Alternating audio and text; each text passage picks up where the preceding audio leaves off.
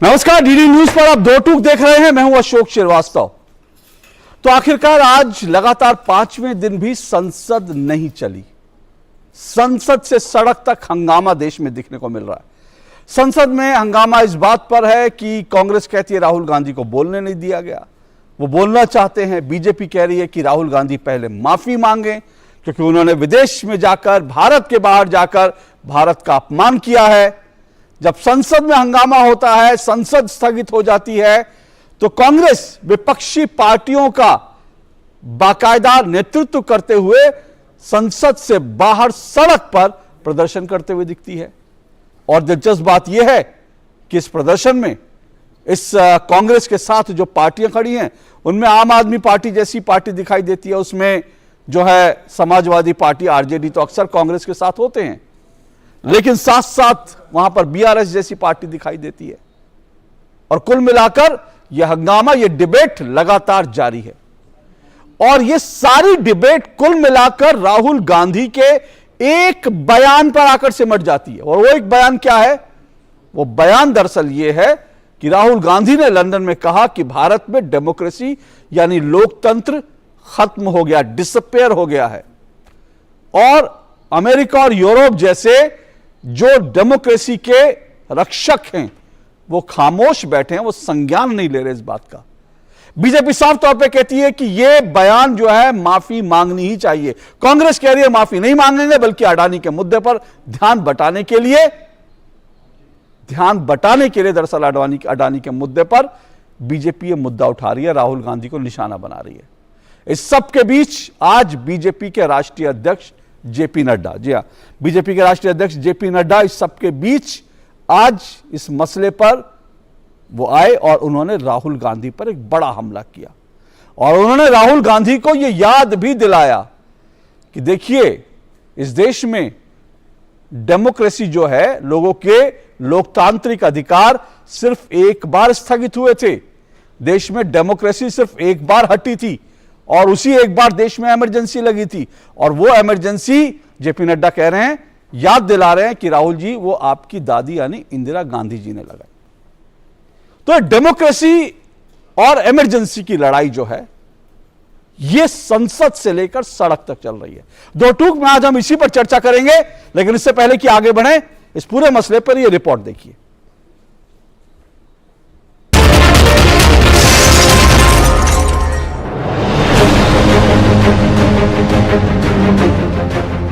संसद में आज लगातार 5वें दिन भी हंगामा हुआ और हंगामे के कारण संसद की कार्यवाही चल नहीं सकी। संसद में लगातार यह हंगामा राहुल गांधी के लंदन में दिए विवादित बयानों पर हो रहा है। भाजपा कह रही है कि राहुल गांधी ने विदेशी धरती पर भारत का अपमान किया है, इसलिए राहुल को देश से माफी मांगनी चाहिए। पर उधर कांग्रेस कह रही है कि राहुल माफी कतई नहीं मांगेंगे। कांग्रेस के नेतृत्व में कई विपक्षी पार्टियां संसद के बाहर लगातार विरोध प्रदर्शन कर रही हैं। इन पार्टियों का आरोप है कि अडानी को बचाने के लिए सरकार संसद को चलने नहीं दे रही। हालांकि दिल्ली में कांग्रेस 24 के चुनावों से पहले इस मसले पर आम आदमी पार्टी सहित करीब 16 दलों का भाजपा विरोधी मोर्चा बनाने की कोशिश कर रही है। पर दिल्ली से दूर पश्चिम बंगाल में ममता बनर्जी की टीएमसी ने आज साफ कहा कि कांग्रेस खुद को विपक्ष का बॉस न समझे। इससे पहले टीएमसी और एनसीपी ने अडानी के मुद्दे पर जेपीसी बनाने की मांग से खुद को अलग कर लिया था। कांग्रेस अडानी पर अड़ी है तो भाजपा राहुल की माफी से कम पर कुछ मानने को तैयार नहीं। राहुल गांधी ने भारत में लोकतंत्र खत्म होने का जो बयान दिया था, आज उस पर भाजपा के राष्ट्रीय अध्यक्ष जेपी नड्डा ने करारा प्रहार करते हुए राहुल गांधी को याद दिलाया कि भारत में सिर्फ एक बार ही लोकतंत्र खत्म हुआ है और तब लोकतंत्र को राहुल गांधी की दादी इंदिरा गांधी ने खत्म किया था। अच्छा होता स्वतंत्र भारत के लोकतांत्रिक इतिहास को यदि राहुल गांधी सही तरीके से पढ़ते और उन्हें पता चलता कि लोकतंत्र की हत्या किसने की है और लोकतंत्र की रक्षा किसने की है। राहुल गांधी जी, आप आपातकाल के इतिहास को पढ़िए। आपकी दादी मां ने, उस समय की भारत की प्रधानमंत्री ने, आपकी कांग्रेस पार्टी की सरकार ने इस देश में 19 महीनों तक आपातकाल लगाकर लगभग 1.5 लाख बेगुनाह लोगों को राजनीतिक कार्यकर्ताओं को, युवाओं को, वृद्ध को, महिलाओं को, सबको अकारण जेल में डाल दिया था, और वह भी Misa, maintenance of internal security act के तहत और डिफेंस ऑफ इंडियन रूल के तहत, DIR के तहत। तब बोलने पर प्रतिबंध था, लिखने पर प्रतिबंध था, मीडिया पर प्रतिबंध था, फिल्मों पर प्रतिबंध था, गायकों पर प्रतिबंध था, न जाने किन गुनाहों के लिए किस किस पर प्रतिबंध लगाए गए थे। राहुल गांधी जी, आपकी पार्टी ने तो देश को सभी संवैधानिक व्यवस्थाओं को ध्वस्त किया है, न्यायपालिका को भी कमजोर करने में कोई कसर नहीं छोड़ी थी। आपकी सरकारों ने लगभग 90 बार राष्ट्रपति शासन लगाकर चुनी हुई लोकतांत्रिक सरकारों को बेवजह बर्खास्त किया है। यह होती है लोकतंत्र की हत्या। जेपी नड्डा के इस बयान के बाद राहुल गांधी के बचाव में कांग्रेस के अध्यक्ष मल्लिकार्जुन खड़गे आए और उन्होंने फिर कहा कि राहुल माफी नहीं मांगेंगे। राहुल गांधी जी एंटी नेशनल हो सकते हैं। डेमोक्रेसी के बारे में अगर कहीं डिबेट होता, डिबेट में कोई बात करते हैं तो क्या वो एंटी नेशनल होते हैं?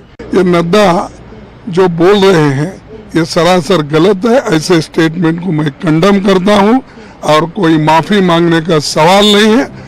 तो नड्डा जी राहुल गांधी को इमरजेंसी की याद दिला रहे हैं, तो खड़गे जी कह रहे हैं कि राहुल गांधी डेमोक्रेसी को लेकर चिंतित हैं। इसलिए आज दो टूक में इमरजेंसी बनाम डेमोक्रेसी की बड़ी बहस होगी। लेकिन उससे पहले एक बार फिर सुन लीजिए कि राहुल गांधी ने लंदन में भारत के लोकतंत्र को लेकर क्या कुछ कहा था। How would you react if democracy suddenly disappeared in Europe? Right? You'd be shocked and you'd be like, oh my God, that's a massive blow to democracy. Well, how would you react if something, a structure 3.5 times Europe suddenly went non-democratic? Right? That's happened already. That's not something that is going to happen in the future. That's already happened. But there's no reaction. And if we're talking about Europe, that's the thing that shocks me. There's no reaction. तो emergency बनाम democracy की जो लड़ाई है, इसी पर आज बड़ी बहस होगी, क्योंकि बीजेपी भी कह रही है कि देखिए आप डेमोक्रेसी और इमरजेंसी पे बात करें, और कांग्रेस भी कह रही है कि डेमोक्रेसी पर अगर राहुल गांधी ने मुद्दा उठाया है तो बहस तो होनी ही चाहिए। इसी पर आज बड़ी बहस होगी। और इससे पहले कि आगे बढ़े, दो टूक का मेरा आज का सवाल आपके सामने। आज दो टूक का मेरा सवाल, जिस पर आज की इस बहस को, इस चर्चा को आगे बढ़ाएंगे, वो सवाल मेरा आपके सामने है, संसद से सड़क तक कहीं इमरजेंसी तो कहीं लोकतंत्र की दुहाई, आखिर कब तक चलेगी भाजपा कांग्रेस की ये लड़ाई? जी हां, सवाल एक बार फिर सुनिए, संसद से सड़क तक कहीं इमरजेंसी तो कहीं लोकतंत्र की दुहाई, आखिर कब तक चलेगी भाजपा कांग्रेस की ये लड़ाई? ये मेरा सवाल है, और इस पर चर्चा करने के लिए आज मेरे साथ 3 मेहमान जुड़ेंगे। आइए तीनों मेहमानों का परिचय करवा दूं। मेरे साथ 3 मेहमान जो हैं वो जुड़ चुके हैं। मेरे साथ फिलहाल 2 मेहमान जुड़े हैं। मेरे साथ आचार्य प्रमोद कृष्णम जुड़े हैं। आचार्य जी कल की पीठाधीश्वर हैं और साथ साथ कांग्रेस के वरिष्ठ नेता हैं। आचार्य जी, बहुत बहुत स्वागत आचार्य जी आपका DD न्यूज के स्टूडियो में। मेरे साथ रामकृपाल सिंह जी हैं, वरिष्ठ पत्रकार हैं, और मेरे साथ जल्द ही डॉक्टर सुधांशु त्रिवेदी, बीजेपी के राष्ट्रीय प्रवक्ता, वो भी मेरे साथ इस डिबेट में जल्दी जुड़ रहे हैं।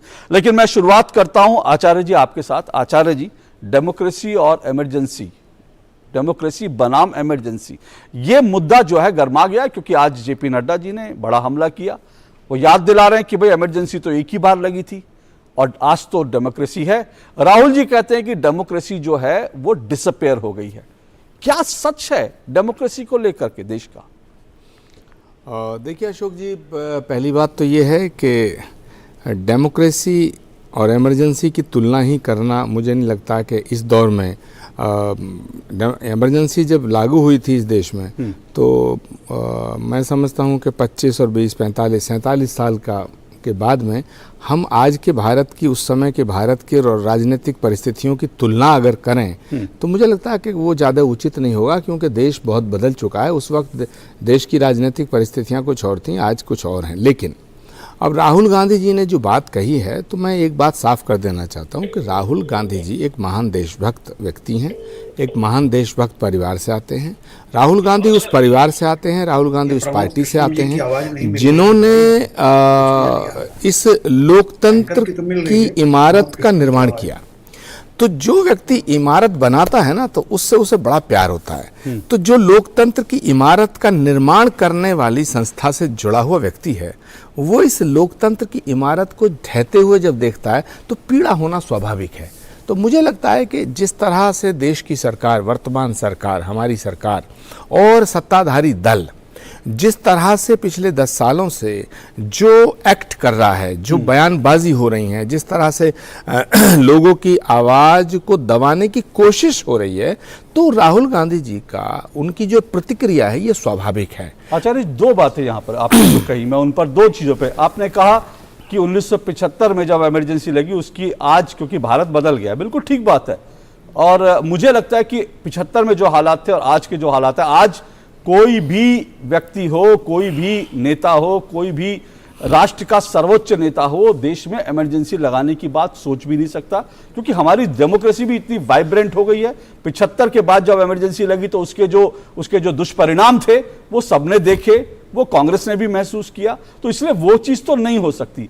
लेकिन ये कहना कि भारत में जो डेमोक्रेटिक संस्थाएं हैं वो अब खत्म हो रही हैं या उन पर हमला हो रहा है, मैं इसी संदर्भ में कह रहा हूं। हमने वो दौर देखा, ये दौर अब देख रहे हैं, तो आज हम कैसे कहें कि डेमोक्रेटिक संस्थाओं पर हमले हो रहे हैं, खत्म हो रही हैं?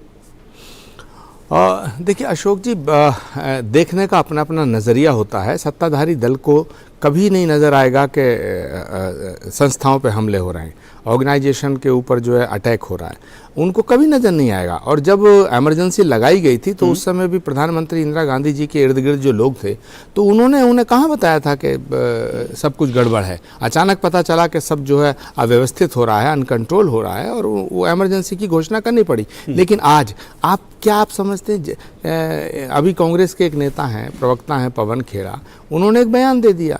उस बयान के ऊपर केस होता कहीं दर्ज, बात होती है कहीं की, पुलिस आती है कहीं, हवाई जहाज में से उतार करके और एक आदमी को ऐसे जैसे खींचा जाता है जैसे वो आतंकवादी हो।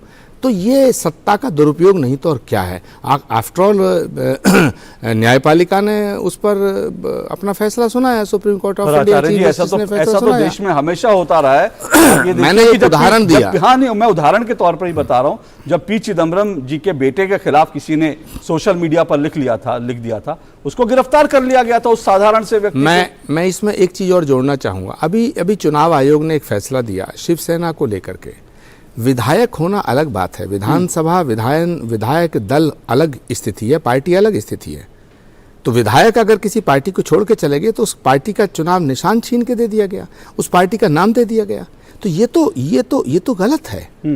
तो ये डेमोक्रेसी पे हमला नहीं है तो क्या है? और सुप्रीम कोर्ट में उसकी सुनवाई चल रही है, और चीफ जस्टिस ऑफ इंडिया की जो अदालत है उसमें जो टिप्पणियां आई हैं वो इस बात को इंगित करती हैं। तो मैं ये कहूं कि अगर चुनाव आयोग ने जो फैसला दिया, क्या मुझे उस फैसले के खिलाफ बोलने का अधिकार नहीं?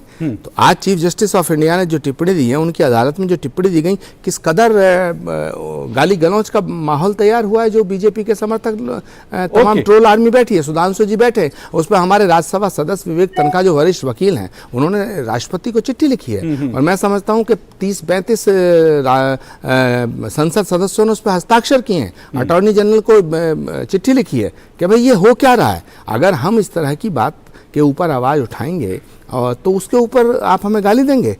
ओके, डॉक्टर सुधांशु त्रिवेदी मेरे साथ जुड़ चुका है। डॉक्टर सुधांशु त्रिवेदी, आचार्य जी कह रहे हैं, आचार्य प्रमोद जी कह रहे हैं कि भाई आज इमरजेंसी की बात करना बेमानी है, क्योंकि वो कहते हैं कि जिस तरह से आज जेपी नड्डा जी ने राहुल जी को याद दिलाया, इमरजेंसी की बात करी, वो कह रहे हैं इमरजेंसी की बात करना आज बेमानी है। लेकिन आज के संदर्भ में जो डेमोक्रेटिक जो संस्थाएं उन पर हमले हो रहे हैं, जिसके उन्होंने कई उदाहरण गिना दिए, क्या कहेंगे सर आप? चलिए, डेमोक्रेसी को छोड़ दीजिए, इमरजेंसी का दौर छोड़ दीजिए। आज आचार्य जी दूरदर्शन न्यूज पर बैठे हुए हैं, जो ऑफिशियली नेशनल ब्रॉडकास्टर है, और पूरी स्वतंत्रता के साथ, और इनके ये तो फिर भी मर्यादा में थोड़ा बात कर रहे हैं, परंतु इनके तमाम पार्टी के प्रतिनिधि पूरी स्वच्छंदता के साथ या उद्दंडता के साथ सब कुछ आकर बोल देते हैं सारे टीवी चैनल्स के ऊपर। आज डिजिटल डाटा का जमाना है, कोई जाके चेक कर सकता है कि जितना अपशब्दों का प्रयोग स्वच्छंदता और उद्दंडता के साथ मोदी जी के विरुद्ध किया गया विपक्ष के लोगों के द्वारा। अब पूछिए, अभी मौत की कामना वाला बयान था कि नहीं? अभी कब्र खुदेगी, उससे पहले हिटलर की मौत, उससे पहले कुत्ते की मौत, वहां से शुरू करके बोटी बोटी काट देंगे और उसके बाद जलवाए जलाल से रहेंगे, फिर कहेंगे बोलने की स्वतंत्रता पे आक्षेप है। मुझे लगता है देश की जनता इतनी भोली नहीं है। अब मैं याद दिलाना चाहता हूं, बगैर इमरजेंसी के यही दूरदर्शन था, और मैं इसलिए कह रहा हूं अशोक जी, आप जाके चेक करवा सकते हैं दूरदर्शन के आर्काइव से। 30 अक्टूबर 1990 जिस दिन कार सेवा हुई थी, मैं ये 92 की बात नहीं कर रहा हूं, 30 अक्टूबर 1990 दूरदर्शन ने शाम की अपनी न्यूज में कहा कि कुछ नहीं हुआ। आकाशवाणी ने कहा कुछ नहीं हुआ। अगले दिन सुबह अखबारों में कार सेवकों के गुंबद पे चढ़े हुए तस्वीर थी। इतना झूठ जब बोला जाता था सरकारी मीडिया के द्वारा, वो मीडिया की, ये 90 की बात कर रहा हूं, ये 75 की इमरजेंसी की बात नहीं कर रहा हूं जी। इंडियन एक्सप्रेस ने खबरें लिख दी थी, राजीव गांधी से प्रश्न पूछ किए थे। बिजली काटना तो अलग है, छापा इनकम टैक्स का पढ़ना अलग है, उसके ऊपर उस पूरे अखबार का कार्यालय सील कर दिया गया था। तो 87 की बात, और तो छोड़िए, संवैधानिक उपकरण, इस देश में एक ऐसा बिल है जिस पर राष्ट्रपति ने कभी साइन ही नहीं किया, यानी जैल सिंह जी के जमाने। वो क्या था? Post and telegraph act. वो जानते क्या था? कि राजीव जी की सरकार ने यह अधिकार चाहा था कि सबकी चिट्ठियां खोलकर पढ़ने का अधिकार हो, और उसमें कुछ भी राष्ट्र विरोधी हो तो कार्रवाई करने का अधिकार हो। जैसे आज कोई कहे कि आपके ईमेल, व्हाट्सएप मैसेजेस सब सरकार पढ़ सके और उसमें कोई गड़बड़ नजर आए तो कार्रवाई कर सके। ये बगैर इमरजेंसी के दौर की बात बता रहा हूं। इसलिए मैं कह रहा हूं, जो कुछ नड्डा जी ने कहा है वो 100% सही कहा है। और इमरजेंसी सिर्फ इतनी नहीं थी आचार्य जी। क्या होता था, हमने सुना है, हम लोगों को तो स्मरण नहीं है, कि अगर कोई खड़े होकर सार्वजनिक में कह दे कि मुझे इंदिरा गांधी की सरकार पलटनी है, तो DIR, defence of India rule लग जाता था, उठा के जेल में बंद कर दिया जाता था। पूरा विपक्ष जेल के अंदर था। और इतना ही नहीं था, जो आप लोकतंत्र की बात करने की बात करते हैं, ये सारी बातें आप लोग कहने की बात करते हैं कि साहब वो था। जनाब, अगर किसी ने उस दौर में पूरे देश को, जो आपने परिस्थितियां अलग कहीं, जानते क्या है आज से क्यों परिस्थितियां अलग है? एक ऐसा नेता जिसे चुनाव में भ्रष्टाचार का दोषी मान लिया गया था, इंदिरा जी को इलाहाबाद हाईकोर्ट ने चुनावी धांधली का दोषी सिद्ध कर दिया था, और उस नेता ने इमरजेंसी नहीं लगाई, इंडिया इज इंदिरा और इंदिरा इज इंडिया का नारा दिया था। इसलिए राहुल गांधी जी को देखना चाहिए कि वो जिस खानदान के वली है सल्तनत हैं, उस खानदान ने क्या क्या कारनामे अंजाम दे रखे हैं, उसके बाद दूसरों को उपदेश देने का प्रयास करना चाहिए। ओके, लेकिन सुधांशु जी, फिर भी मैं कह रहा हूं कि जो आपने इमरजेंसी का जिक्र किया, मैं उस पर आऊंगा जरूर, क्योंकि नड्डा जी के आज के बयान का मूल बात वही है, वो राहुल जी को याद दिला रहे हैं कि भाई इमरजेंसी का दौर ऐसा था, आज ऐसी सिचुएशन नहीं है। लेकिन सवाल यह है कि आपने कहा कि भाई बहुत तरह की जो है प्रधानमंत्री को लेकर कहा जाता है, किस किस तरह की, हमने वो भी बयान सुना, वो भी पब्लिक डोमेन में है कि नरेंद्र मोदी की बोटी बोटी काटने की बात भी, बयान इस तरह के सुने। लेकिन वो कह रहे हैं कि भाई जिस तरह से पवन खेड़ा को विमान से उतारकर गिरफ्तार कर लिया गया, वो दिखाता है कि भाई देश में अगर कोई विरोध में बोले, हाँ मैं आ रहा हूं स्वामी जी एक मिनट, तो वो कह रहे हैं कि जो विरोध में बोला उसको जेल में, तो यही तो ये तो इमरजेंसी जैसी सिचुएशन हो गई ना सुधांशु जी। देखिए, यहां विरोध की बात नहीं है। आप यदि किसी के स्वर्गीय पिताजी का अपमान करेंगे तो ये विरोध नहीं होता। एक सामान्य सी बात कह रहा हूं, हम सब अपने को इस भूमिका से हटा ले कि मैं भाजपा का हूं, आचार्य जी कांग्रेस की तरफ से हैं, और आप जो हैं वो पत्रकार हैं, या हमारे रामकृपाल सिंह जी बैठे हैं। भारत के समाज में एक बात होती है, देखो भाई बाप तक मत पहुंचना। इसके बावजूद अब माता पिता को लेकर, और एक बार हुआ हो तो ठीक है, पहले मोदी जी की माता जी के लिए क्या क्या शब्द प्रयोग किए गए। अब उनके स्वर्गीय पिताजी जो राजनीति में नहीं थे, कोई दूर दूर तक लेना मतलब नहीं है, और उसका कैसा आप कटाक्ष करते हुए किस ढंग से उनका अपमान करने का प्रयास कर रहे हैं, सिर्फ इतनी सी बात थी। अरे उसको एक बार क्या विड्रॉ कर लेना चाहिए था, माफी मांग लेते, हाँ साहब सॉरी गलती हो गई, ये कहने का प्रयास कर रहे हैं। अब अगर एक छोटी सी बात कहता हूं, अगर कोई सोनिया जी का नाम केवल उसने उसका असली नाम ले लिया, एंटोनियो माइनो, तो आपको याद करिए महाराष्ट्र में एक पत्रकार को बुला लिया गया था थाने में, क्योंकि एक कांग्रेस कार्यकर्ता ने यह लिख दिया था, जाके शिकायत करवा दी थी, एफआईआर करवा दी थी महाविकास अघाड़ी के दौर में, कि उसकी भावनाएं आहत हो गई, जबकि केवल उनका असली नाम लिया था, कोई नाम में डिस्टॉर्शन नहीं किया था। मगर यहां पर डिस्टॉर्शन करने के बाद भी कार्रवाई हो तो साहब ये कहते हैं कि तानाशाही हो रही। ओके, तो आचार्य जी बात वही है, देखिए जो आपके पास भी बड़े सारे ऐसी कहानियां हैं, आप भी बहुत सारे ऐसे सच गिना सकते हैं, सुधांशु जी भी बहुत सारे गिना सकते हैं, मैं खुद ऐसे बहुत सारे उदाहरण गिना सकता हूं कि देश में आज नहीं हमेशा से इस तरह की एक्शन, इस तरह की कार्रवाइयां जो होती रही हैं कि किसी के खिलाफ बोल दिया।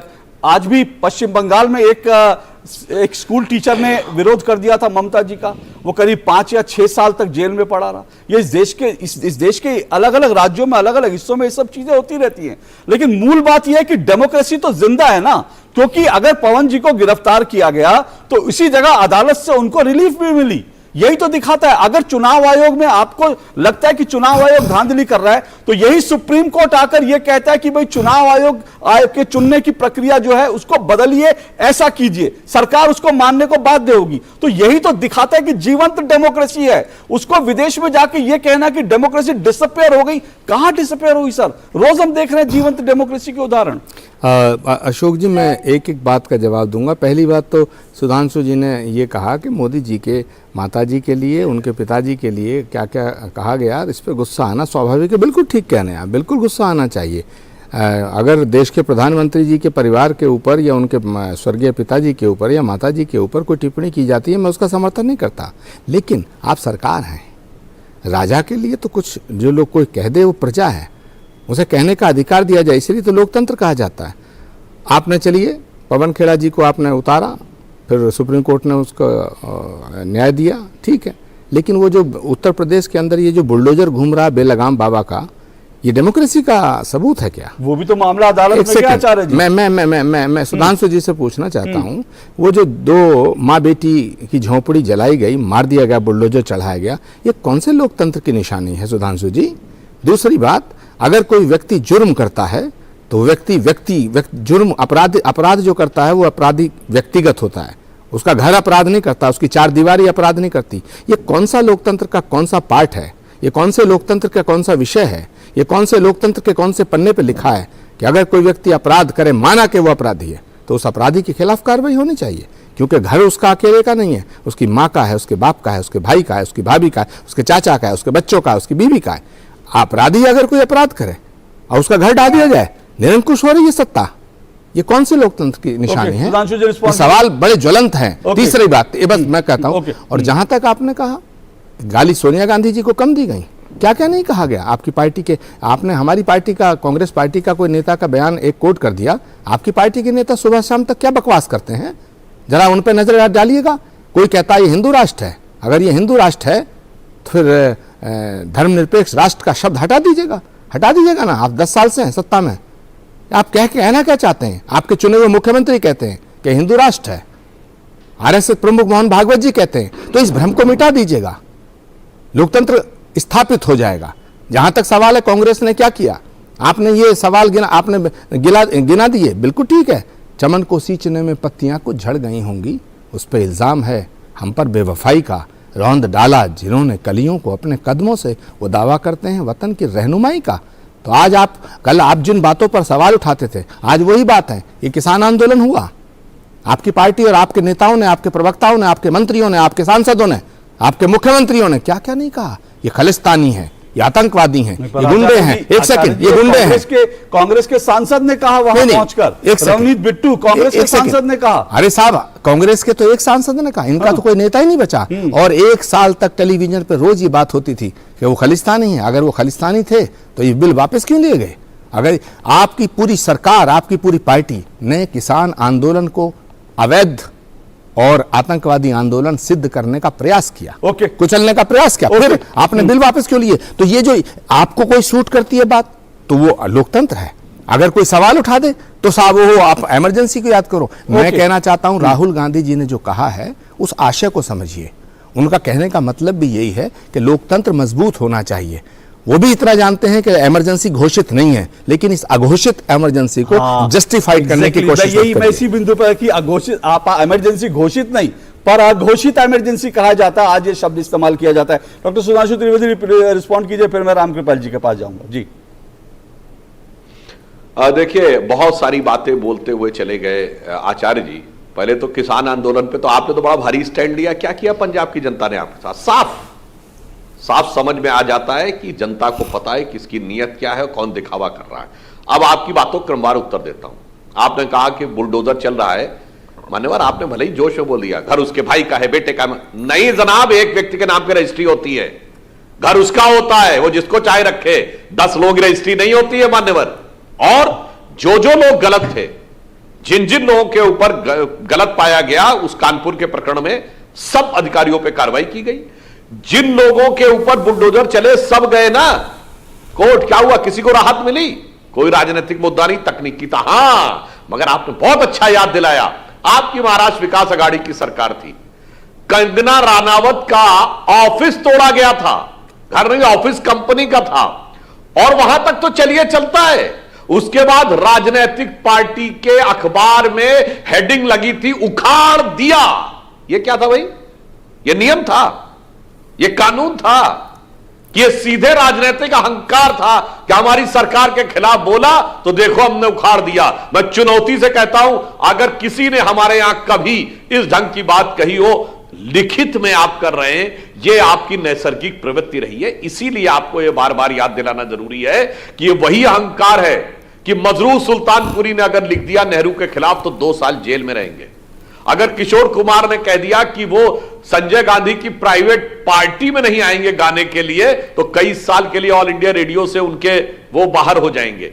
इसलिए हम ये कहना चाहते हैं, और आज की बात कह रहे हैं, आज की बात मैं पूरी ईमानदारी से कहना चाहता हूं, आपके किसी राज्य में बताइए कि आपके नेता के खिलाफ ऐसा बयान दे के आदमी पूरी स्वच्छंदता के साथ घूम रहा हो जैसा मोदी जी के खिलाफ इतने इतने प्रकार के अपशब्दों के बाद। तो मैं सिर्फ एक बात मैं कहना चाहूंगा, लोकतंत्र से ज्यादा बड़ी समस्या जानते हैं क्या है? अरे भाई, राहुल गांधी ने यह क्यों कहा कि defenders of democracy like US and Europe they are silent, they are oblivious of this fact. मतलब वो लोकतंत्र के रखवाले, या आज भी गोरों के पास गुहार लगाने की जरूरत है? स्वतंत्रता के अमृत महोत्सव वर्ष में यह भारत की सार्वभौमिकता का अपमान है, स्वतंत्रता का अपमान है, भारत की संवैधानिकता का अपमान है। इसलिए हम यह कह रहे हैं। और चलिए एक लाइन और कह देता हूं, प्रधानमंत्री जी कहते हैं हम बिगेस्ट डेमोक्रेसी नहीं है, हम मदर ऑफ डेमोक्रेसी। क्यों? अरे इंग्लैंड में मैग्ना कार्टा 1215 में आया, भगवान बासवन्ना के अनुभव मंडपम उससे 1 शताब्दी पहले से चल रहे थे। सबसे पुराना गणराज्य हमारे यहां था 2500 साल पहले वैशाली का। वैदिक काल में सभा समिति विदत और गण चलती थी। अच्छा चलिए छोड़िए इस बार, राहुल गांधी ने कभी बोला इन बातों? कभी नहीं बोला है। यही बोलते कि ऐसा महान देश था, आज ऐसा हो रहा है। देश की महानता का न ज्ञान है न गर्व है। हां, कांग्रेस के नेताओं ने बोला था, प्रणब मुखर्जी जी ने बोला है, जाके चेक कर लीजिए, गांधी जी ने कई बार बोला था। मगर राहुल गांधी जी को सिर्फ भारत और भारतीयता के प्रति अवमानना है, और मोदी जी और भाजपा के प्रति घृणा में वो भारत को लेट डाउन कर रहे हैं। अन्यथा उन्होंने ऐसा कोई वाक्य बोला होता तो हम मान लेते कि कम से कम भारत भारतीयता के लिए तो सम्मान है उनके दिल में। मुझे 10 सेकंड दे दीजिएगा, उसके बाद डॉक्टर सॉरी रामकृपाल जी को दीजिएगा। क्षमा चाहता हूं मैं रामकृपाल जी से भी, उनका समय ले रहा हूं, लेकिन कहीं बात का जवाब देना जरूरी है। सुधांशु जी, भारत एक महान लोकतंत्र है, भारत एक महान राष्ट्र है, भारत सांस्कृतिक और धर्म और सत्य सनातन के लिए जाना जाता है। इसमें भाजपा का क्या रोल है भाई? क्या भारत को भाजपा ने बनाया है? भारत के अंदर जो मर्यादाएं स्थापित की गई, भारत के अंदर जो संस्कृति आज दुनिया में मानी जाती है, भाजपा का जन्म कब हुआ? 1980 में। भारत तो अनंत काल से और अनंत काल तक रहेगा। इसमें आप क्यों श्रेय लेना चाहते हैं? जहां तक सवाल है राहुल गांधी की, अगर सुधांशु जी, सुधांशु जी 5 सेकंड आप बिल्कुल बोलिए। अशोक जी बहुत अच्छी बहस करा रहे हैं, सार गर्वित बहस है। सुधांशु जी, आचार्य जी, अगर राहुल गांधी जी देश के खिलाफ बोलते, सुधांशु जी बिल्कुल आपको जवाब आपको देना पड़ेगा। अशोक जी आपके पास जाएंगे। अगर राहुल गांधी जी देश के खिलाफ बोलते तो मैं उनका समर्थन नहीं करता, माफ करना, मैं नहीं करता था, लेकिन राहुल गांधी ने देश के खिलाफ नहीं बोला। राहुल गांधी जी ने देश की सरकार के खिलाफ बोला। देश की सरकार के खिलाफ बोलना और देश के खिलाफ बोलना, दोनों अलग। ओके, सुधांशु जी रिस्पॉन्ड कर दीजिए। अब उन्होंने रिस्पॉन्ड किया, तो फिर मैं रामकृपाल जी आपके पास आ रहा हूं, माफी चाहता हूं। बस एक लाइन में जी जी जी, जो आपने पूछा, भारत की संस्कृति ये महान है, ये है, और इस संस्कृति भाजपा क्या रोल है? रोल जानते क्या है आचार्य जी? साफ बोलिए, वो संस्कृति हिंदू संस्कृति है, और ये सेकुलर दल नहीं बोलते। हम कहते हैं वो हिंदू संस्कृति है जिसकी वजह से ये देश महान है, वो हिंदू संस्कृति है जिसकी वजह से यहां सर्वधर्म संभाव है, वो हिंदू संस्कृति है जिसकी वजह से देश अनादिकाल से चलता चला आ रहा है। और इसलिए उस संस्कृति से जुड़े किसी एक चीज के बारे में आज तक राहुल गांधी ने कभी भी कुछ नहीं बोला है, इसलिए हमने बात कही है, और वो सिर्फ भारतीय जनता पार्टी ने बोला है। संस्कृति सनातन है, उसके प्रतिनिधि आज हम हैं। किसी जमाने में, गांधी जी के जमाने में आप भी थोड़ा बहुत हुआ। यही आप कहना चाहते थे, इसी मोड़ पे लाना चाहते थे। मैं रामकृपाल, इसका जवाब बाद में दूंगा। सर, मैं रामकृपाल जी के पास आता हूं, क्योंकि रामकृपाल जी, आचार्य जी ने कहा अभी कि भाई इमरजेंसी घोषित नहीं है, अघोषित है। जेपी नड्डा कहते हैं कि भाई इमरजेंसी तो हिंदुस्तान में एक ही बार लगी थी। आप तो खुद पत्रकारिता में एक मजबूत स्तंभ रहे हैं, आपने बहुत लंबा दौर देखा है। ये बार बार बात उठती है कि पत्रकारिता आज स्वतंत्र नहीं है, मीडिया के ऊपर हमला है, न्यायपालिका पर। कैसे देखते हैं इस पूरे परिदृश्य को? क्या राहुल का बयान जो है, राहुल गांधी के बयान, भले ही देख, जो मैं नहीं कहता, और मैं कोई होता भी नहीं कहने वाला, जैसे आचार्य जी कह रहे हैं, हम ये क्यों कहें कि भाई वो राष्ट्र विरोधी थे या उनके बयान, लेकिन क्या अपरिपक्व बयान थे भारत की डेमोक्रेसी को लेकर इस तरह से कहना? देखिए अशोक जी, सुधांशु जी मेरे बड़े सम्माननीय हैं, मित्र भी हैं। प्रमोद कृष्णम जी से मेरा बड़ा पुराना रिश्ता रहा है। मैं लोकतंत्र की जो सबसे खूबसूरत परिभाषा है वो ये है कि rule of majority and respect for minority. दूसरा सबसे बड़ा खूबसूरत है कि मैं तुम्हारी बात से असहमत हूं, लेकिन मैं ये वादा करता हूं कि तुम्हारी अभिव्यक्ति की आजादी के लिए जीवंत लड़ता रहूं। ये दो आपने इन दोनों नेताओं के बीच मुझे भी ये मौका दिया, इसका मतलब लोकतंत्र जिंदा है, और वो भी आपके चैनल पर। जिंदा रहना भी चाहिए। एक बात कहूंगा, देखिए हम लोग बहुत, एक होता है बड़ा सरलीकरण करते हैं चीजों को। आज के दौर में कोई भी एक्शन जो लिया जा रहा है वो भारत के वर्तमान कानूनों के तहत है, कोई DIR या मीसा के तहत कोई नहीं हुआ। पवन खेड़ा की अगर गिरफ्तारी है तो जो भी आज का भारतीय दंड संहिता, IPC, CRPC, एविडेंस एक्ट जो भारत के हिंदुस्तान के करते होंगे उसमें एजेंसियां कार्रवाई करती, फैसला सरकार नहीं करती, फैसला अदालत करती। और केसेस का जाना ये बहुत पहले से चलता रहा। और जो दूसरी बात, बेसिक बात है कि भारतीय लोकतंत्र की जो बात कर रहा हूं मैं, 72 साल मेरी उम्र है, मुझे 60 से जो भी देश में राजनीति हो रही है मुझे अखबार के पन्नों पर आती है। मैं बताऊं, जब से मैं पैदा हुआ तब से हर साल अखबारों की लीड छपी कि भारतीय लोकतंत्र की हत्या। लगातार 70 साल से हत्या अखबारों में, तब तो रेडियो होता था, टीवी नहीं होता था। इतनी हत्याओं के बावजूद लोकतंत्र जिंदा है, इमरजेंसी के बावजूद लोकतंत्र जिंदा है। तो मैं सिर्फ एक बात कहता हूं कि जो लोकतंत्र के एग्जिस्टेंस पर सवाल उठाता है वो सरकार की बुराई नहीं करता है, व्यक्ति की नहीं, वो हिंदुस्तान के 100 करोड़ मतदाताओं का अपमान करता है। और ये अपमान, मैं कहता हूं कि लोक सत्ता जो होती है वो लोक के हाथ में होती है, सरकार के हाथ में नहीं होती। हमारे यहाँ लोक सत्ता है, लोक सत्ता का जो होता है वो व्यक्ति होता है, जो वोट देता है, जो फैसले करता है, उसका आप अपमान कर रहे हो। और उसका अपमान राष्ट्र के अपमान से बड़ा है, मैं कहता हूं, क्योंकि व्यक्ति से राष्ट्र है। तो मैं तो कहता हूं लोक सत्ता का अपमान है ये। और जो आचार्य जी ने एक बात कही, मैं केवल एक उदाहरण दे रहा हूं। पवन खेड़ा जी ने कहा मोदी जी के पिता का नाम, और कैसे जो भी था सबने देखा था। हाँ। मैं आपको बता दूं, इमरजेंसी में मैं लॉ का स्टूडेंट था BHU में, मेरे एक साथी को रात में अरेस्ट किया गया। उसको जब मजिस्ट्रेट के सामने लाया गया, मजिस्ट्रेट ने पूछा क्या बात है, DIR या मीसा में जो गिरफ्तारी हुई थी। तो जो पुलिस वाले ने कहा कि सर इनके कमरे से एक पोस्टर निकला जिसपे लिखा था कि असत्य और अन्याय के खिलाफ झुकना कायरता है महात्मा गांधी। ओ यस, अब आप सोच सकते हैं दोनों का अंतर। डीआईआर और मीसा में किस किस तरह से गिरफ्तारियां हो रही थी, और आज का जो सामान्य कानून है, देखिए अपवाद सब जगह होते हैं, कोई दुनिया का कोई सिस्टम परफेक्ट नहीं है। ओके। लेकिन मैं एक बात कहता हूं कि लोकतंत्र अगर 70 साल से अखबारों में हेडिंग के बावजूद कि वो मर चुका है, जिंदा है, तो लोकतंत्र जिंदा रहेगा। उसे कोई पॉलिटिकल नेता, कोई पॉलिटिकल पार्टी कभी नहीं खत्म कर सकती। और मैं उस पर ये नहीं जाता कि लोकतंत्र पैदा किससे हुआ, कांग्रेस से हुआ या बीजेपी से हुआ, उससे मतलब नहीं। ओके, नहीं लोकतंत्र रहेगा। रामकृपाल जी ने इंटरेस्टिंग बात की, एक मिनट आचार्य जी रुकिए। रामकृपाल जी ने बड़ी इंटरेस्टिंग बात की, और हम भी अगर याद करते हैं तो कई बार कहीं राज्य में कोई सरकार गिरती, कहीं कुछ होता, टॉपल होती, तो इस तरह की हेडिंग हमारे आती थी, लोकतंत्र की हत्या, ऐसी हेडिंग हमने कई बार पढ़ी है। लेकिन रामकृपाल जी का मानना है कि लोकतंत्र जीवित है, जीवंत है। बहरहाल, लेकिन इमरजेंसी की बात, मीसा की बात जो है यहां पर बार बार हो रही है, जिसका जिक्र नड्डा जी ने किया, डॉक्टर सुधांशु त्रिवेदी ने कहा, प्रमोद जी कह रहे हैं कि आज रेलेवेंट नहीं है। मीसा की बात जो है रामकृपाल जी कर रहे हैं।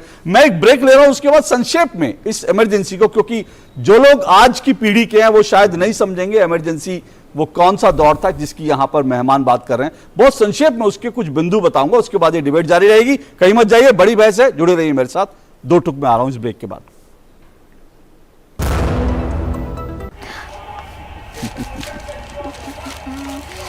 माय डियर, पहले हाथ धो ले, फिर जी भर के खा ले छोले।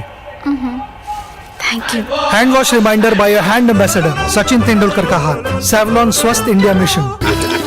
मिठाई तो हमारे जमाने में होती थी। हाँ तो जाइए ना अपने जमाने में। रोमांस तो हमारे जमाने में होता था। पेमेंट भी उसी जमाने का है। अरे भैया, डिजिटल पेमेंट करना सीखिए नए जमाने में। इजी, सेफ एंड फास्ट है। हमने तो इनको डिजिटल पेमेंट करना सिखा दिया। आपने ये सेल्फी लेते हैं, ये हमारे जमाने का है। आरबीआई कहता है कि डिजिटल पेमेंट अपनाओ, औरों को भी सिखाओ। पता है, लोग अक्सर मुझसे पूछते हैं कॉल सेंटर का स्टेडी जॉब क्यों छोड़ा। I wanted more out of life. बस मैंने अपना स्टार्टअप शुरू किया। जानना चाहोगे कैसे? Then start up your own business as an LIC agent. यहाँ सब कुछ है, great products, zero investment, leading organisation and unlimited opportunities. तो क्या आप तैयार है LIC एजेंट बनो? अब बड़ा सोचो। हमारी वेबसाइट पर जाएं या अपनी नजदीकी LIC शाखा से संपर्क करें। कौन सा परफ्यूम है? परफ्यूम बहुत फ्रेश लग रहे हो। पार्लर गई थी? No parlour, no facial. ये है मेरा फेवरेट सोप। ये एकमात्र साबुन है जो आत्मविश्वास देता है। Mysore sandal soap.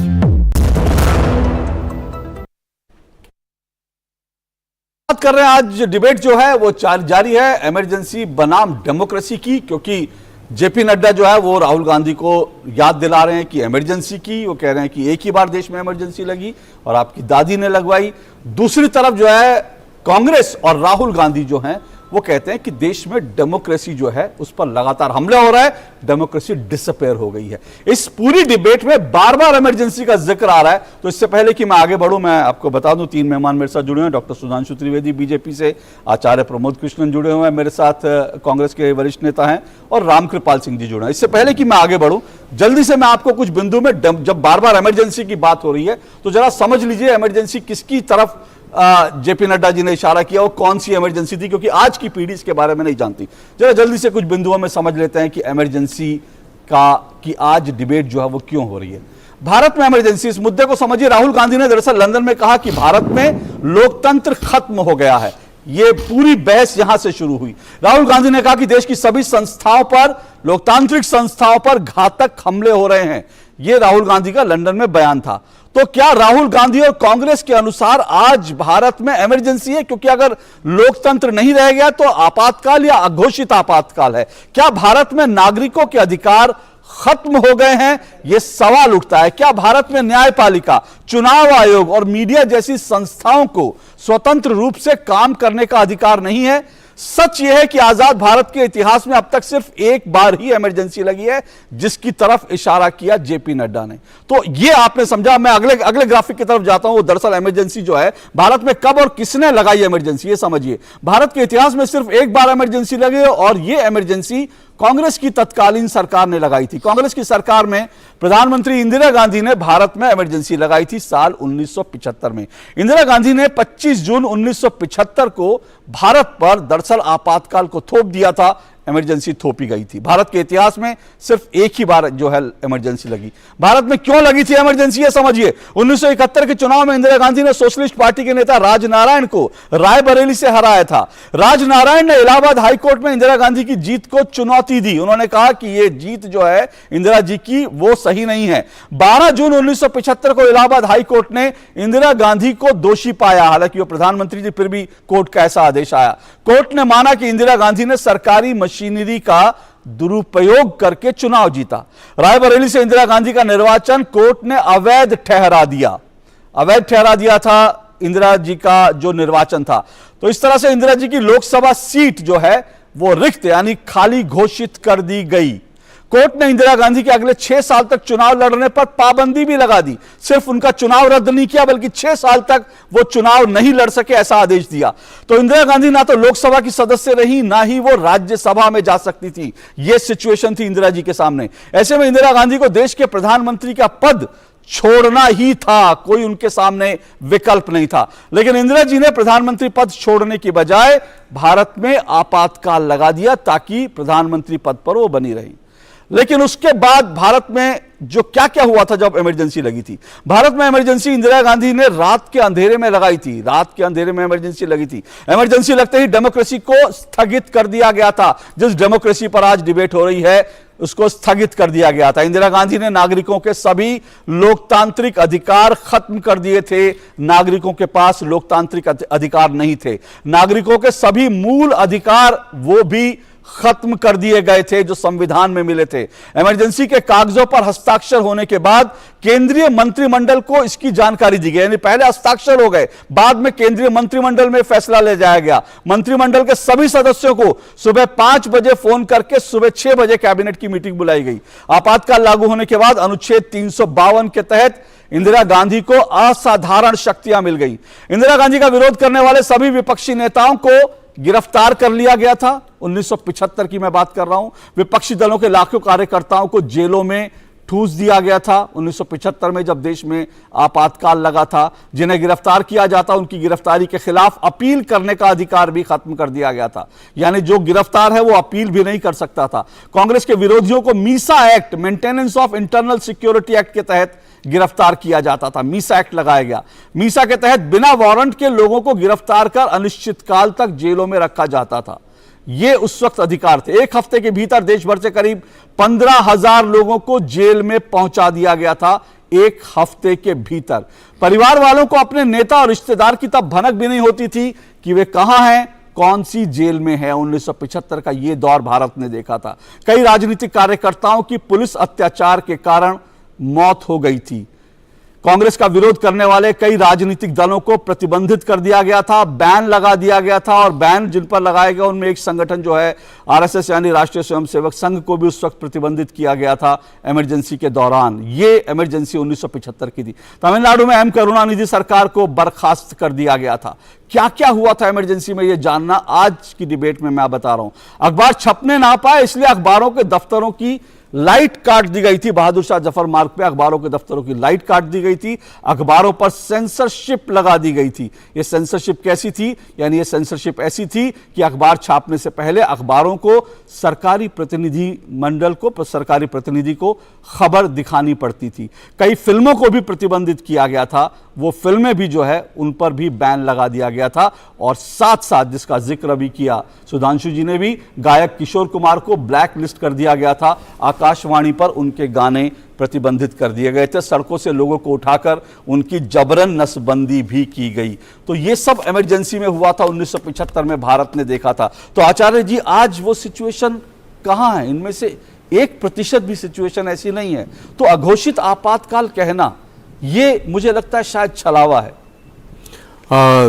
देखिए अशोक जी, ये जो इमरजेंसी लगाई गई थी इंदिरा गांधी जी के द्वारा, उसमें मैं इमरजेंसी का समर्थन नहीं कर रहा हूँ, लेकिन उन्होंने तो उनको उस समय हम कटघरे से मुक्त कर देते हैं कि उन्होंने घोषित इमरजेंसी की, उन्होंने तो कह दिया कि हाँ सब सुप्रीम पावर मैं हूँ। तो सवाल इंदिरा गांधी पे नहीं उठना चाहिए, सवाल तब उठता है इस सरकार पे या जिस भी सरकार पे कि जिस समय आप इमरजेंसी जैसी हरकतें कर रहे हैं, फैसले इमरजेंसी जैसे कर रहे हैं, फैसले तानाशाही जैसे कर रहे हैं, जैसे और घोषित नहीं कर रहे हैं, जैसे तो वही राहुल मैं जानना चाह रहा हूं। मैंने सिचुएशन बताई, मैंने अभी बुलडोजर का जिक्र किया, सुधांशु जी ने उसको गलत ढंग से पेश कर दिया।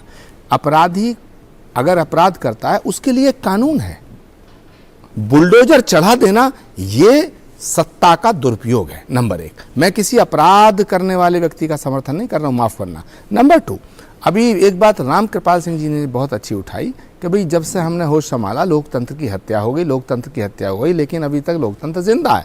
मैं बिल्कुल समर्थन करता हूं इस बात का, मैं सहमत हूं कि लोकतंत्र अगर नहीं होता तो मैं आपके टेलीविजन पे आकर के इतना बेबाक होकर कैसे बोल लेता, ये बिल्कुल ठीक है। लेकिन 2004 से 2014 के तमाम वक्तव्य उठाइएगा, बीजेपी के तमाम नेताओं के, आडवाणी जी के भी उठाइएगा, जोशी जी के उठाइएगा, राजनाथ सिंह जी के उठाइएगा, मोदी जी के उठाइएगा, अमित शाह जी के उठाइएगा, क्या कहते थे, लोकतंत्र खतरे में, लोकतंत्र हत्या। स्मृति ईरानी जी के उठाइएगा, लोकतंत्र की हत्या वो भी कहते थे। तो अगर ये 10 साल में 2004 से 2014 जुमला हो गया सब पॉलिटिकल पार्टियों तो के मैं सहमत लोकतंत्र को पहले तो मैं सहमत हूँ। रामकृपाल सिंह जी बिल्कुल ठीक कह रहे हैं कि लोकतंत्र की हत्या नहीं हुई है, लेकिन कही जाती है लोकतंत्र की हत्या। तो राजनीति में डेमोक्रेसी के अंदर संवाद, समन्वय, संपर्क, ये हमारे राजनीति के अंदर आचार्य जी ये बाहर जाकर कहना, ये तो राजनीतिक विरोध प्रतिरोध ठीक है, आप बीजेपी का विरोध करें, बीजेपी आपका विरोध करे, लेकिन मैं आ रहा हूं सुधांशु जी, भारत के बाहर जाकर के कहना कि भाई भारत में डेमोक्रेसी डिसअपेयर हो गई है, तो फिर भारत के बाहर बैठे लोग तो ये सोचेंगे कि भारत में डेमोक्रेसी वास्तव में खत्म हो गई। अशोक जी अभी संभल में चंदौसी में एक मंत्री जी थी, उनके खिलाफ उनसे प्रश्न पूछ लिया एक पत्रकार ने, बड़ा बच्चा सा न्यूबॉर्न चाइल्ड टाइप है संजय राणा, उसे जेल भेज दिया। बिल्कुल वो गलत, तो ये लोकतंत्र नहीं, ये लोकतंत्र है क्या? तीसरी बात ये, राहुल गांधी जी ने अगर बाहर जाके ये बोल दिया कि लोकतंत्र खतरे में है, या लोकतंत्र पर प्रहार हो रहा है, संस्थाओं पर प्रहार हो रहा है, उन पर कब्जा करने की कोशिश हो रही है, तो कौन सा गुनाह हो गया? विपक्ष के नेता हैं, इतना सुधांशु जी आपका इतना साम्राज्य है, इतना मजबूत, इतनी मजबूत सरकार है, इतना बड़ा मैंडेट देश की जनता ने आपको दिया, अरे भाई हम लोगों की कुछ तो सुन लो। आप भाले मारे, आपने तो हमारे भाले मारे हैं, हम तो कहीं कहीं सुई चुभा रहे हैं। इस सुई चुभने पर इतना बड़ा हंगामा, राहुल गांधी के पीछे पड़ गए साहब, राहुल गांधी देशद्रोही हैं। सुधांशु मैं आपके पास आऊं, सिविल आचार्य जी सिर्फ एक टिप्पणी कर दूं, आपने अभी पत्रकार की बात की, उस पत्रकार की गिरफ्तारी का विरोध मैंने भी स्वयं ट्विटर पे जाकर किया, और मैंने कहा कि ये बीजेपी के जो लोग, जिन लोगों ने वो की, युवा मोर्चा वाले, वो ज्यादा उत्साही हो गए, इस तरह की हरकतें कर रहे हैं। अगर इमरजेंसी होती तो शायद मुझे उस ट्वीट करने के कारण जेल में डाल दिया जाता, क्योंकि मैं जिस टीवी चैनल में काम करता हूं वहां मुझे सरकार के विरोध में नहीं बोलना चाहिए कायदे से, ये एक परंपरा मानी जाती है, लेकिन मैंने वो सरकार के विरोध जाकर लिखा, और मैं स्वतंत्र हूं, मैं आज भी आपको पूरा समय दे रहा हूं, बाकी विरोधियों को भी बुलाता हूं, खुलकर बहस कराता हूं। यही तो जीवंत है, यही तो लोकतंत्र में जीवित होने का परिचय है। अशोक जी मैं सहमत हूं, मैंने पहले ही कहा, लेकिन अभी सुधांशु जी ने मेरी बात के जवाब में एक बात कही थी कि साहब पंजाब में किसान आंदोलन का आपने समर्थन किया, क्या जनता ने दिया? अरे भाई तो वो तो इमरजेंसी के बाद इंदिरा जी को भी 80 में प्रचंड बहुमत मिला। सुधांशु जी तो जनता का जो मैंडेट है वो ये अधिकार आपको नहीं देता कि आप सही और गलत में फासला करना छोड़ दें। ओके, सुधांशु जी वो कह रहे हैं भाई आपने तो भाले मारे थे, हम तो सुइयां चुभा रहे हैं, फिर उस पर इतना हल्ला क्यों? नहीं, ये अभिव्यक्ति की स्वतंत्रता के जो पैरामीटर मानते हैं वो मैं इनको दिलाना चाहता हूं। जब डेनिश कार्टूनिस्ट के खिलाफ उत्तर प्रदेश सरकार के एक मंत्री ने फतवा दिया था कि 10 करोड़ रुपया दूंगा उसका सर काटने वाले को, याद है आपको? हाजी याकूब कुरैशी, वो सरकार जलाल से रहा था मंत्री, वो सरकार छोड़िए, जलाल से मंत्री, नहीं वो सरकार किसकी? केंद्र में भी आपकी सरकार, नहीं, क्या हमारे किसी मंत्री ने फतवा दिया? सरकार थी, क्या हमारे किसी मंत्री? नहीं, आप बताइए ना, वो मंत्री किस सरकार में था, मेरा सवाल है। याकूब कुरैशी कभी कांग्रेस में मंत्री नहीं रहा। वो जिस सरकार में था उसको आप समर्थन दे रहे थे, यूपी में उसका समर्थन ले रहे थे, दिल्ली में। वो तो आपने महबूबा मुफ्ती का समर्थन किया, आपने महबूबा मुफ्ती का समर्थन किया, आपने महबूबा मुफ्ती को समर्थन देके मुख्यमंत्री बनाया। सुधांशु जी नहीं, एक सेकंड, आपने आप जैसा विद्वान प्रवक्ता महाराज इस देश में बहुत कम है। प्रवचन सुना नहीं प्रवचन आपने कहा, आपके मंत्री ने, हमारा मंत्री नहीं था। ओके आचार्य जी, हाँ ओके अब बोलिए। हाँ सुधांशु जी बोलिए।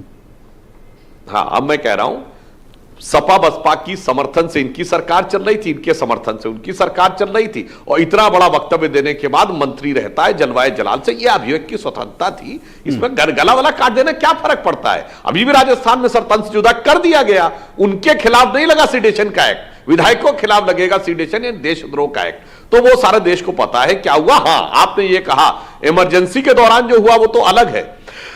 लोकतंत्र की हत्या क्या होती है पता है? 1980 में जब इंदिरा जी दोबारा लौट के आई तो 1 दर्जन सरकारें विपक्ष की इसलिए बर्खास्त कर दी गई कि साहब केंद्र में आप हार गए तो आपको राज्यों में रूल करने का नैतिक अधिकार समाप्त हो गया है। कितना सुंदर था ये, तो सुंदर संगीत था सेक्युलरिज्म का। कहां इसमें डेमोक्रेसी की हत्या हो रही थी। और मैं याद दिलाता हूं जो हमारी पीढ़ी को याद है, 6 दिसंबर 92 को उत्तर प्रदेश की सरकार बर्खास्त की गई ये कहते हुए कि ये सर्वोच्च न्यायालय में लिखी हुई अपनी बात का पालन नहीं करवा पाई। मान्यवर, तब तक तो टेलीकॉम का रिवॉल्यूशन आ चुका था, ये दूरदर्शन का दौर था, टीवी पे केंद्र सरकार सब कुछ देख रही थी, 11:30 बजे से सब कुछ चल रहा था, सब कुछ होने दिया। चलो 9 बजे यूपी सरकार बर्खास्त हुई, ये हिमाचल राजस्थान मध्य प्रदेश क्यों बर्खास्त हो गई?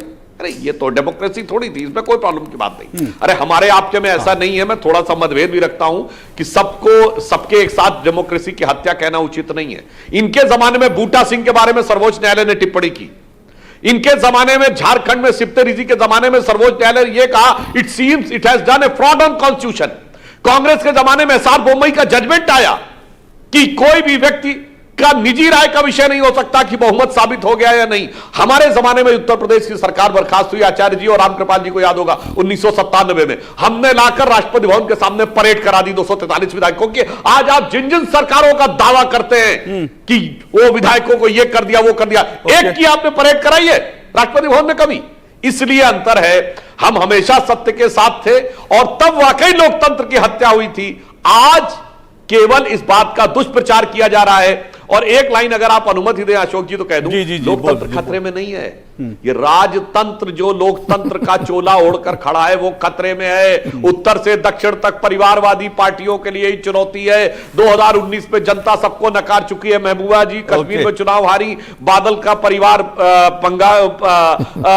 वहां पंजाब में चुनाव हारा, हरियाणा में हुड्डा जी, गहलोत जी का बेटा हारा राजस्थान में, यहां चौधरी अजीत सिंह और अखिलेश जी की पत्नी उत्तर प्रदेश में, लालू यादव जी की बेटी बिहार में, टीडीपी और कविता जी वो दोनों हार गए आंध्र तेलंगाना में, देवगौड़ा जी का बेटा हार गया कर्नाटक में, और सबसे बड़ा बेटा देश का राहुल गांधी चुनाव हार गए। ये राजतंत्र खतरे में है जिसे जनता ने रिजेक्ट किया। सुधांशु जी, आपने एक ऐसी रग पर छेड़ा जी, रामकृपाल जी भी मुस्कुरा रहे हैं और प्रमोद जी भी मुस्कुरा रहे हैं, रिस्पॉन्ड करना चाह रहे हैं, पर मुझे एक छोटा सा ब्रेक और लेना, फिर मैं रामकृपाल जी और प्रमोद जी इसका रिस्पॉन्ड करेंगे कि क्या लोकतंत्र नहीं बल्कि राजतंत्र पर वार हुआ है, इसलिए जो है ये लोकतंत्र का पूरी लड़ाई जो है लड़ी जा रही है। आऊंगा इस पर इस ब्रेक के बाद।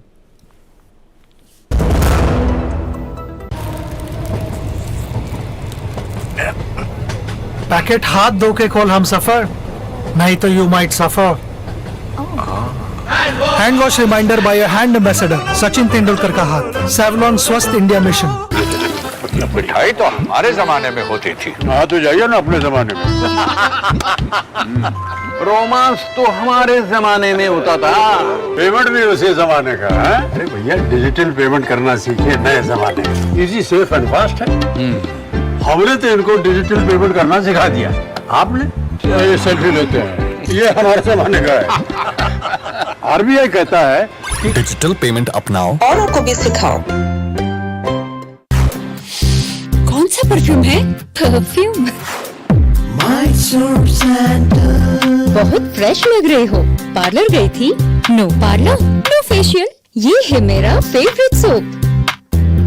ये एकमात्र साबुन है जो आत्मविश्वास देता है। Mysore sandal soap. पता है लोग अक्सर मुझसे पूछते हैं कॉल सेंटर का स्टेडी जॉब क्यों छोड़ा? I wanted more out of life. बस मैंने अपना स्टार्टअप शुरू किया। जानना चाहोगे कैसे?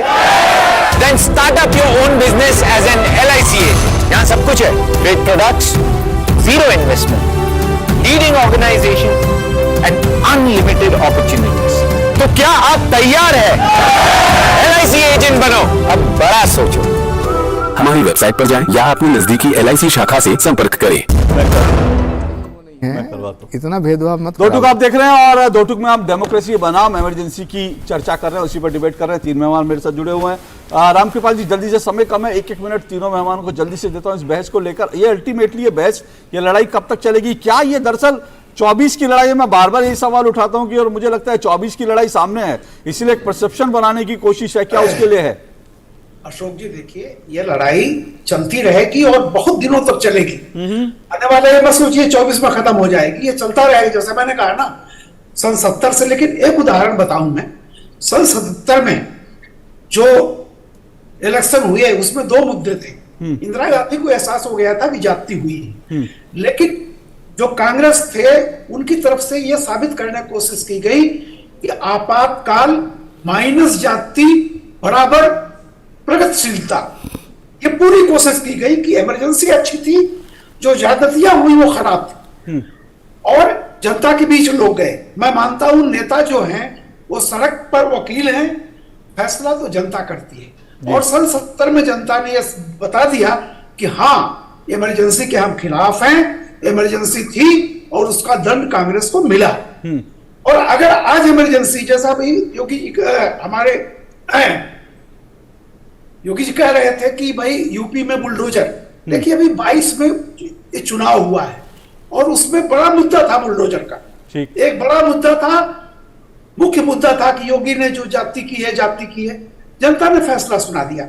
मैं ये नहीं कहता हूं कि अच्छा है या गलत, लेकिन अगर लोकतंत्र है तो फाइनल फैसला तो लोकतंत्र के जनता करती है, ठीक है, या फिर अदालत का होगा, संवैधानिक अदालत का। तो मेरा ये मानना है कि 24 में जो भी फैसला आएगा, आप देखिएगा 29 में भी ये रहेगा कि लोकतंत्र की हत्या हो रही है, चाहे जो पार्टी आएगी ये हत्या चलती है।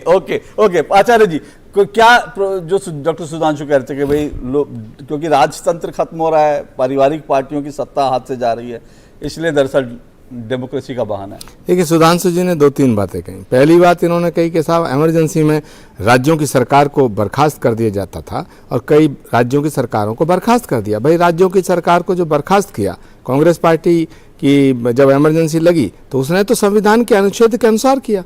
आप तो राज्यों की सरकार को डुबो देते हैं, रातों रात बना देते हैं। गोवा आपने बिगाड़ा, मध्य प्रदेश जीते हम, सरकार आप चला रहे हैं। आपने शिवसेना और महाराष्ट्र में क्या किया, सुबह के 4-4 बजे वोट करा देते हैं। दूसरा पॉइंट ये कह रहे हैं राज परिवार, जब महबूबा मुफ्ती को ये मुख्यमंत्री बनाते हैं तो वो लोकतांत्रिक प्रक्रिया है, वो गरीब परिवार हो जाता है। जब ज्योतिरादित्य सिंधिया जी हमारे साथ होते हैं तो राज परिवार में होते हैं, सामंतवादी व्यवस्था होती है। जब इनके साथ होते हैं तो वो दूसरे हो जाते हैं। ऐसे ही जब शिवसेना के उद्धव ठाकरे हैं तो राज परिवार माना जाता है, जब हमारे साथ होते हैं तो राज परिवार, इनके साथ होते हैं तो साहब वो बड़ा अच्छे हो जाते हैं। तो ये दोहरे मापदंड ये सुधांशु जी नहीं चलेंगे। और सुनिए, एक बात और कह दूं, हाँ ये बात ठीक है, आपके हाथ में ताकत है, सत्ता है। हमारे गाँव में कहावत है, भाई जबर मारे रोने ना दे। तो भाई ठीक है, आज समय है आपका, चलता रहेगा। तीसरा अपनी बात करके खत्म करूंगा, रामकृपाल जी, बुलडोजर जब दूसरों के घर चलता है तो अच्छा लगता है, अपने घर जब चलेगा तब बड़ा कष्ट होता है। संविधान से चलना चाहिए। रामकृपाल जी ने कहा कि उन्होंने उसका कहा कि मैं बुलडोजर के खिलाफ हूँ, इस व्यवस्था के खिलाफ हूं। वो योगी जी करें या मोदी जी करें या कांग्रेस करें। ओके डॉक्टर सुधांशु द्विवेदी, सवाल यही है कि ये लड़ाई क्या 24 के चुनाव तक चलेगी और क्या असली फैसला जनता करेगी कि भारत में डेमोक्रेसी है कि नहीं, वही माना जाएगा अंतिम निर्णय, जैसे राफेल पर 2019 में एक तरह से जनता ने फैसला दिया?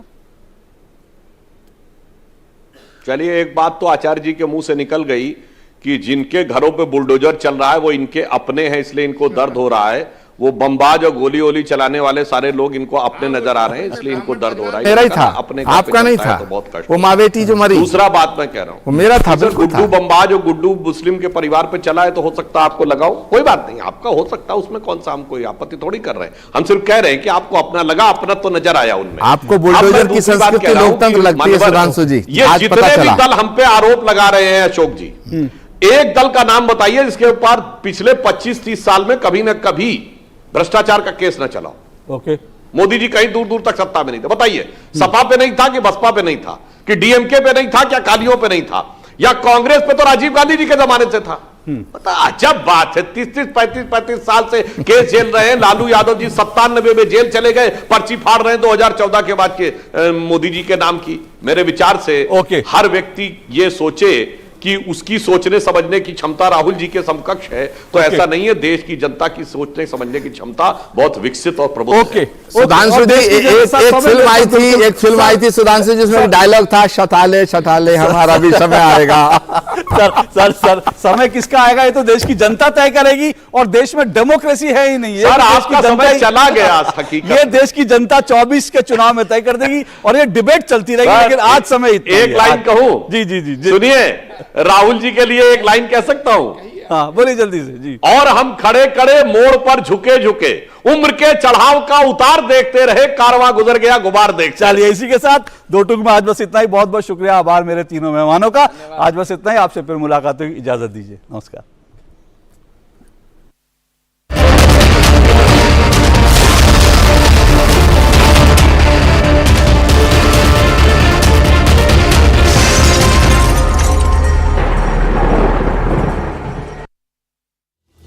हर दिन हर पल